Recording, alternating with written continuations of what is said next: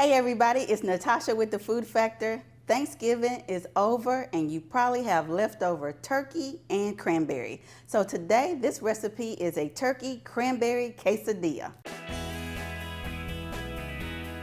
Okay, I've got all my ingredients out. I am using cheese, cranberry sauce, the leftover turkey, and a little bit of spinach, and of course a wheat tortilla. And remember to use wheat so that you can get the extra fiber.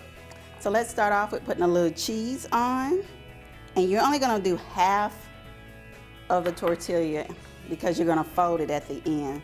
A little bit of cranberry sauce. We're gonna do our turkey,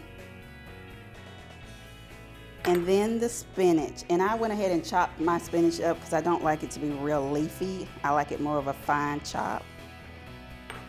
Fold it in half.